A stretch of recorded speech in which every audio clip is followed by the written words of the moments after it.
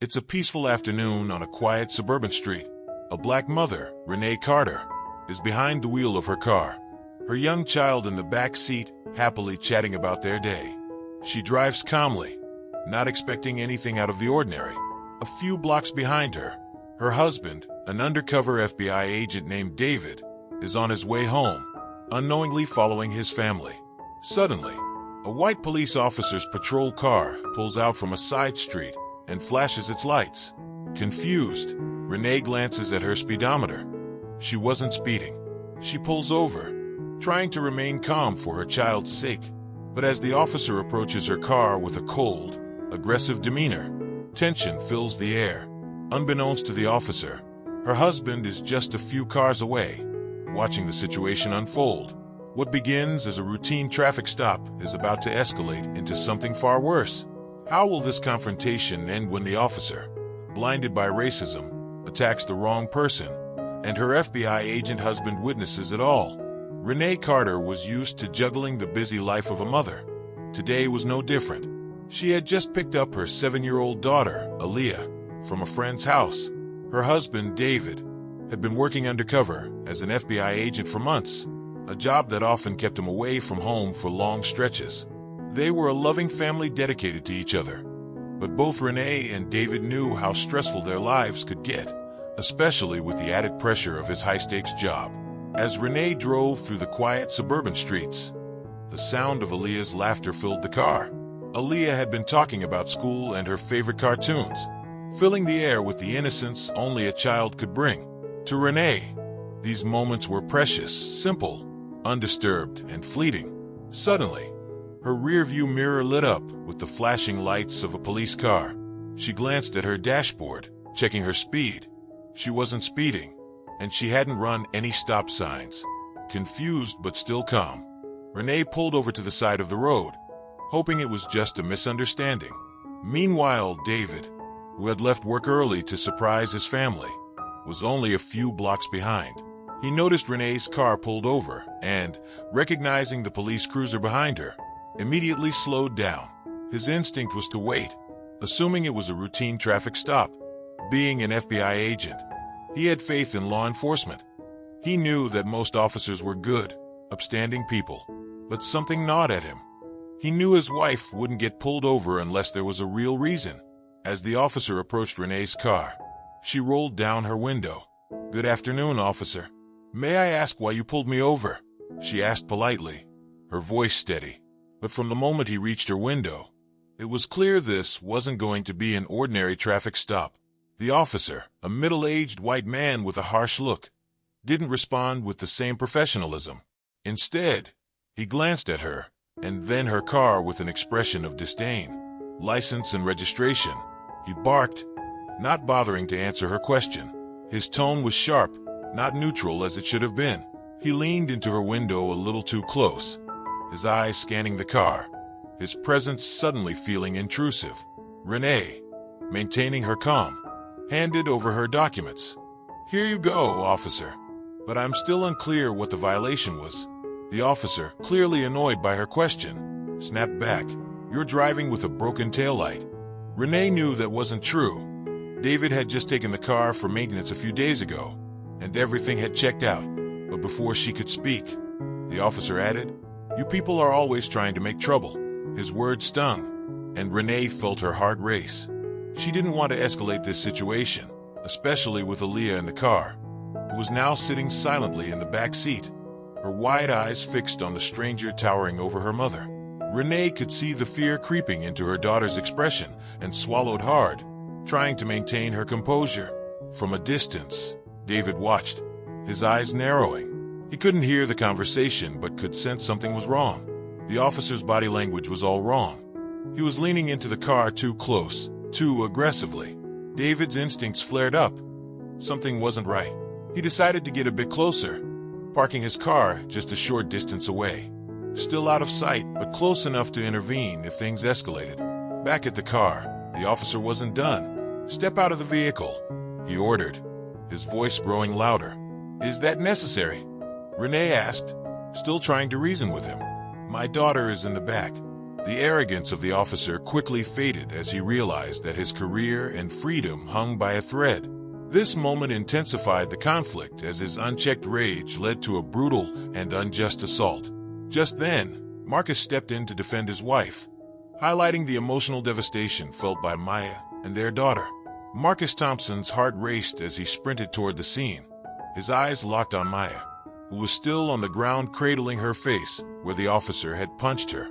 The sight of his injured wife and their daughter screaming in the back seat ignited a rage within him that he had never felt before. This wasn't just another case of police brutality. This was his family. Years in the FBI had exposed him to the worst in people, but he never imagined witnessing such violence against his loved ones. With his badge in hand, Marcus moved swiftly, his voice slicing through the chaos. "Get away from her!" he shouted, authority lacing his tone. The crowd that had gathered fell silent, their phones still recording the unfolding drama. The officer froze, confusion and annoyance flickering across his face until he saw Marcus's badge held high, glinting in the sunlight. "I'm a federal agent," Marcus barked, his voice deep with fury. "Back away from her now." The officer's demeanor changed instantly. The arrogance that had fueled his aggression evaporated, replaced by pure shock as he realized he had just assaulted the wife of an FBI agent. His hands trembled as he took a step back. I didn't know," he stammered, struggling to find his words. Marcus cut him off, his voice icy. "That's your excuse for hitting a woman in front of her child?" The officer's eyes darted between Marcus and Maya, still on the ground, clutching her swollen face. Lila's sobs were audible through the car window, and the officer shrank under Marcus's glare, understanding the gravity of his error. "I thought she was resisting," the officer muttered weakly, trying to justify his actions, but his voice faltered under Marcus's scrutiny. "Resisting?" Marcus's voice dripped with disgust. "She complied with everything you asked, and you punched her in front of her daughter." He pointed toward the car, where Lila's terrified face peeked out, tears streaming down her cheeks. The officer's face paled, fully grasping that his actions had not only harmed an innocent woman, but had traumatized a child.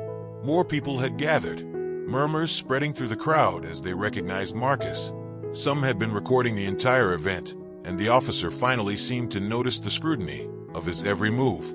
The arrogance that once fueled him vanished, replaced by overwhelming dread. Marcus knelt beside Maya, his hands gentle as he lifted her up, checking for injuries. "Are you okay?" he asked softly. Maya nodded weakly, her hands pressed against her bruised face. Though shaken, she felt relieved that Marcus was there.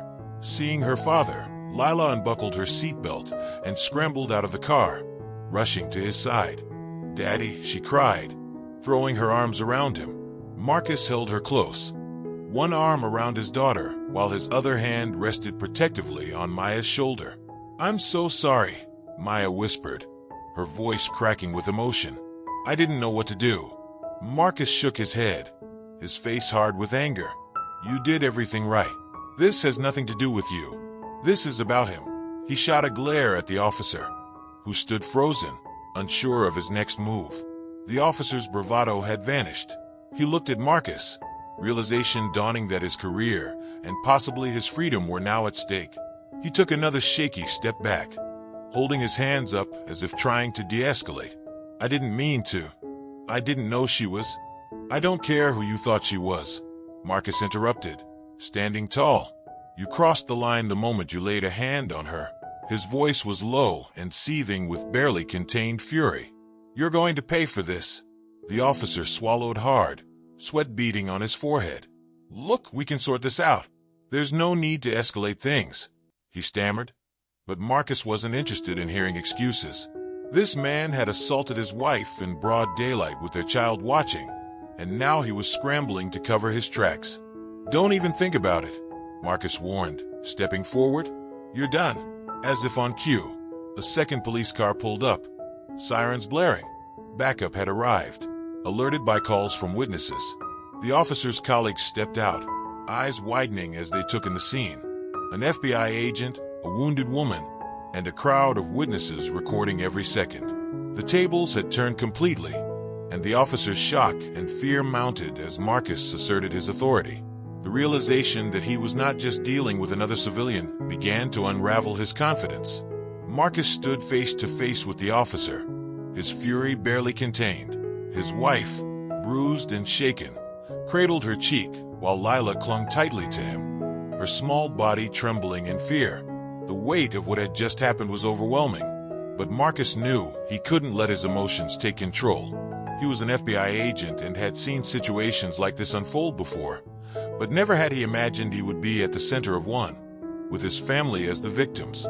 The officer, now pale and visibly shaken, stood a few feet away, his hands trembling at his sides.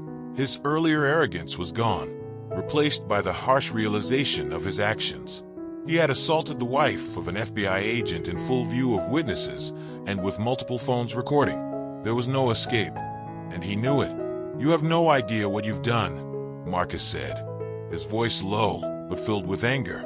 He held his FBI badge up again, ensuring the officer didn't miss it this time.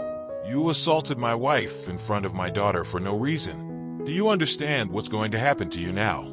The officer stammered, his voice weak. I didn't know she was." "I don't care who you thought she was," Marcus interrupted sharply. "What you did is inexcusable. You used your power to brutalize an innocent woman, and now you're going to face the consequences." The officer took another shaky step back, eyes darting around as if searching for an escape that no longer existed. The crowd of bystanders had grown larger, with dozens of phones recording every second of the tense confrontation. Whispers spread through the crowd, sharing their shock and outrage at what they had witnessed. Some were already uploading footage to social media, the incident quickly gaining traction online. Marcus could feel the weight of their eyes on him, the crowd waiting to see how this would play out.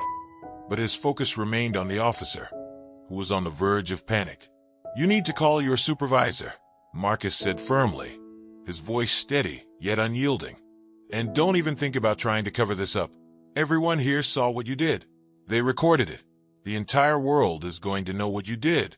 The officer, now visibly sweating, fumbled for his radio, his voice shaky as he called for backup. He attempted to sound professional, but the pressure was overwhelming, and he failed miserably. Marcus kept his eyes fixed on him. He had seen men like this before, men who abused their authority thinking they were untouchable. But this time, the officer wasn't going to get away with it. As the call for backup went through, Marcus took out his phone and dialed a number. Within seconds, he was speaking to his superiors at the FBI, reporting the assault and requesting immediate intervention. His voice was calm and precise, detailing every aspect of the incident. He wasn't just a concerned husband. He was an FBI agent, and he knew exactly how to handle this situation. "I need a team here," Marcus said into the phone. "We've got an officer who just assaulted my wife without provocation. I want this investigated immediately." Within minutes, more police cars arrived. The officer's colleagues stepped out, their faces a mix of confusion and concern as they approached the situation. They saw Marcus standing protectively by his wife, his badge still in hand. Quickly realizing this was no ordinary traffic stop. "What's going on here?" one of the officers asked cautiously, eyeing the crowd of bystanders and their recording phones. Marcus stepped forward, his voice commanding.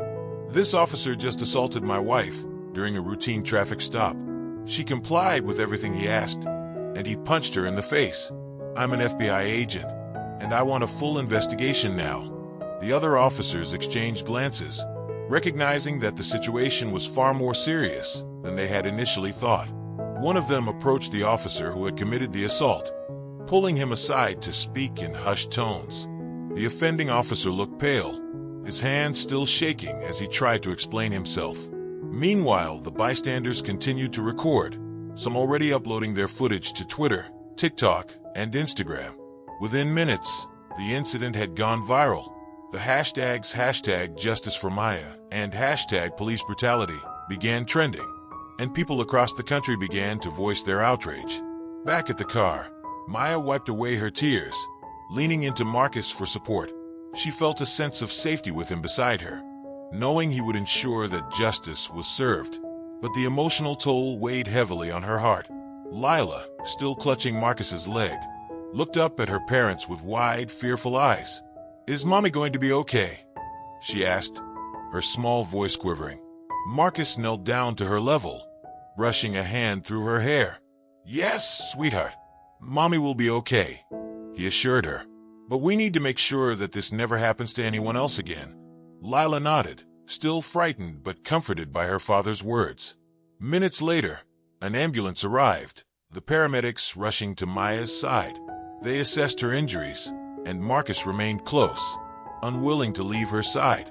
The officer who had assaulted her was now cornered by his colleagues, the reality of the situation crashing down on him. The moment was bittersweet. While Maya was being treated, Marcus couldn't shake the feeling that this was just the beginning of a long battle ahead.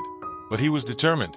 He would not allow this officer's actions to go unpunished, and he would ensure that no one else would experience the terror of police brutality. He looked at the crowd that had gathered, their phones capturing every moment. The outrage was palpable. It was clear that the public was no longer willing to accept such behavior from those who were sworn to protect them. Marcus straightened, resolve strengthening within him. He would fight for justice, not just for Maya, but for everyone who had been silenced and victimized. And as he watched the paramedics care for Maya, he knew one thing for certain. He wouldn't let this go unchallenged. The camera slowly zoomed out, capturing the unfolding chaos and the flickering emotions of the crowd. Their anger, fear, and determination melded into a powerful force that would not be ignored. Marcus vowed that this was only the beginning of a fight for justice that would resonate far beyond this moment. What do you think should happen to officers who abuse their power? Join the conversation in the comments, and don't forget to like and subscribe for more impactful stories that challenge the status quo.